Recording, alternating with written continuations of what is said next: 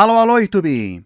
Já falamos aqui sobre islamismo e eu prometi continuar essa série sobre religiões e falar sobre outras. Então hoje vamos para um outro país que eu gosto bastante, inclusive já até fizemos um vídeo sobre isso, e ver um pouco sobre uma das religiões mais antigas do mundo, que na verdade, para alguns nem é considerado muito uma religião, o shintoísmo.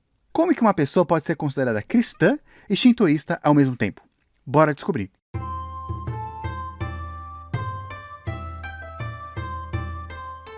Shintoísmo, ou Caminho dos Kami, é muito antigo. Originou lá no Japão em torno de 1000 a.C. E a religião continua forte até hoje.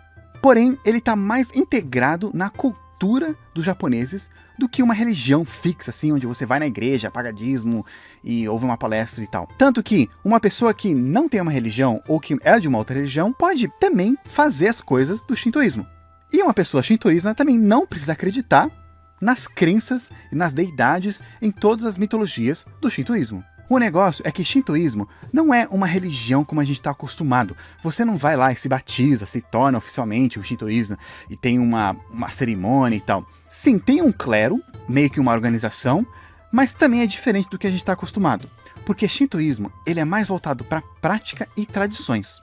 Como assim? Bem, vamos lá. Shintoísmo tem várias práticas que estão emendadas na cultura japonesa. Essas práticas são até mais antigas do que a própria palavra shintoísmo, que ela foi criada para distinguir do budismo, que chegou no Japão, lá por volta de 500 anos de Cristo, vindo da China, e se espalhou bem rápido. Então eles quiseram se diferenciar da religião que eles já tinham e criaram a palavra shintoísmo. No seu início, lá bem antigamente, o shintoísmo ele tinha muito a ver com o ciclo da colheita, especialmente do arroz. Então várias cerimônias eram feitas para pedir mais uma boa colheita. Cada vila ou comunidade ela tinha suas próprias tradições, rituais e até deidades.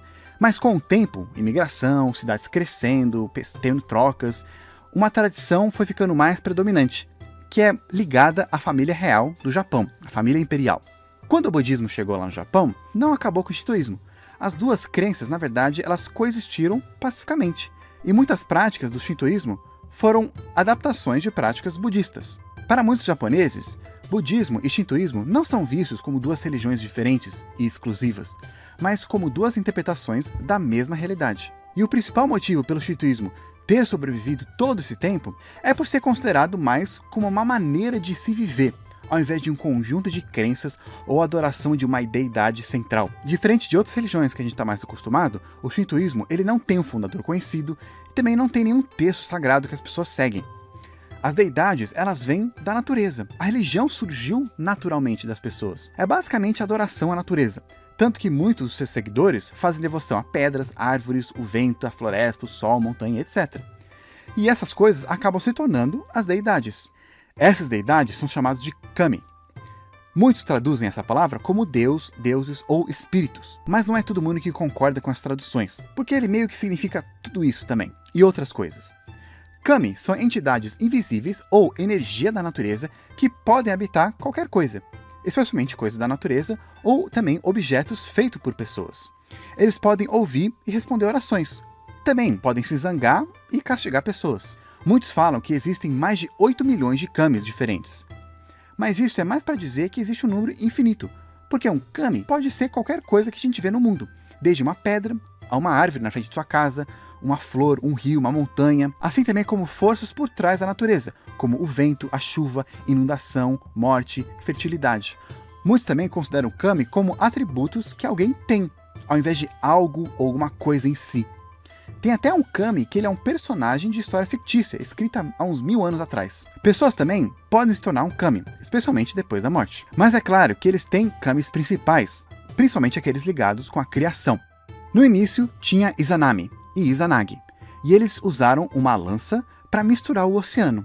E aí quando tiraram, o sal que ficou acumulado na ponta caiu e formou as primeiras ilhas. Eles então povoaram a terra com outros kamis e fenômenos naturais. E tiveram 3 filhos, Amaterasu, a deusa do sol, Tsukuyomi, o deus da lua, e Susanoo, o deus da tempestade. Amaterasu é a deusa mais importante do Japão, e acredita-se que a família real, imperial lá, que existe até hoje, que aliás é a dinastia mais antiga do mundo, são descendentes diretos dessa deusa do sol. Por isso muitos até consideram a família real como um kami também. E por isso também que a vertente ou os ritos principais do shintoísmo mais praticados pelo Japão estão ligados aos rituais e crenças da família real e a deusa Amaterasu.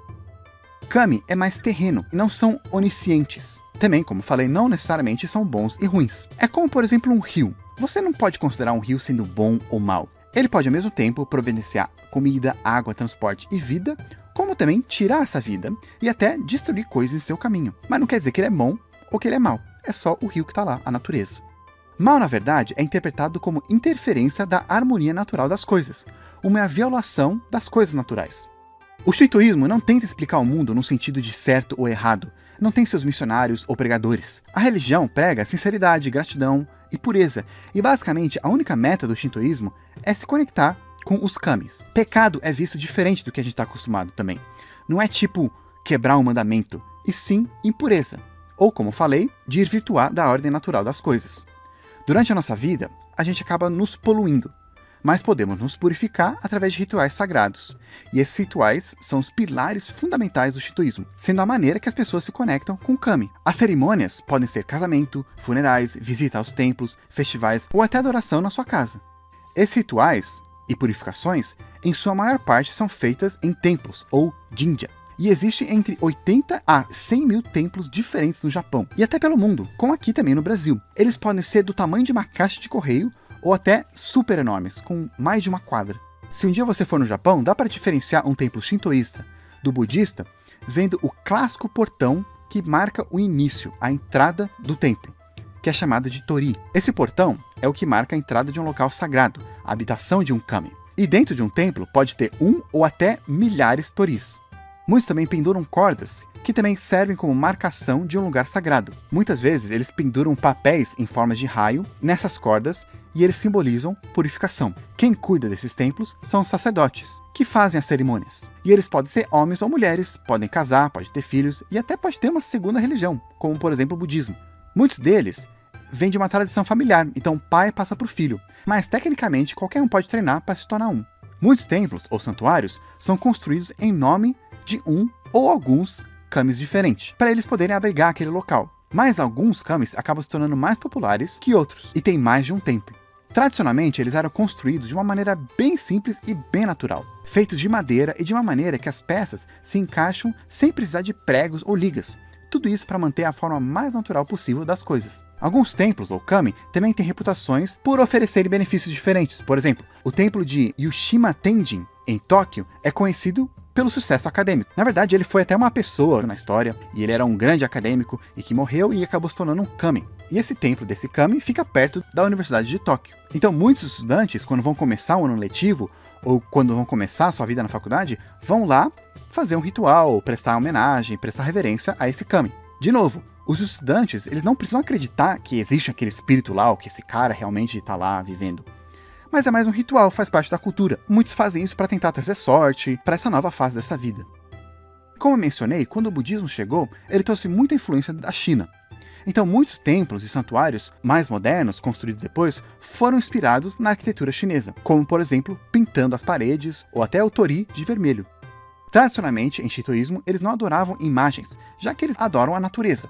Mas o budismo também trouxe a construção de imagens, então muitos kamis acabaram ganhando rostos e se tornaram mais populares que outros. Bem como falei, o shintoísmo é mais focado por que você faz do que o que você acredita. Por isso que muitos sacerdotes não se importam qual a sua religião quando você visita um templo, ou quando está visitando ou prestando homenagem a um kami. Você pode até ser cristão, muçulmano, budista, judeu ou até ateu. Até os sacerdotes, a maioria deles, gostam quando pessoas de outras religiões vão visitar o templo e fazem as coisas lá.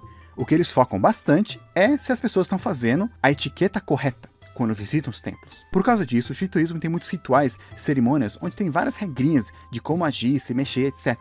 Por exemplo, quando você visita um templo, dependendo de qual, tem todo o processo que faz. Você entra, se curva na entrada antes de passar do tori, passa por uma parte onde você se lava, depois vai para um lugar, toca um sino, joga uma moeda como oferenda, se curva 2 vezes, bate palma também 2 vezes, faz um pedido, se você quiser ou não. Aí se curva mais uma vez, depois de terminar. Se você quiser, você também pode comprar um omamori, que são amuletos, uma maneira de você deixar seu pedido lá para o kami, ou também trazer o poder daquele kami contigo para sua casa. Em muitos templos, pessoas fazem uma oração por diversos motivos, anunciam um casamento ou um nascimento, ou procuram orientações em suas vidas, pedindo saúde, prosperidade, etc. Os japoneses não visitam esses templos regularmente, por exemplo, todo domingo ou todo mês, essas coisas. Mas pelo menos 70 a 80% dos japoneses visitam um templo no ano novo, para o Hatsumode, que é um costume de ir no templo para prestar reverência e pedir um bom ano e pegar uma boa sorte. Se você quiser, você também pode pedir para um sacerdote fazer uma oração ou uma cerimônia especial para um pedido especial teu.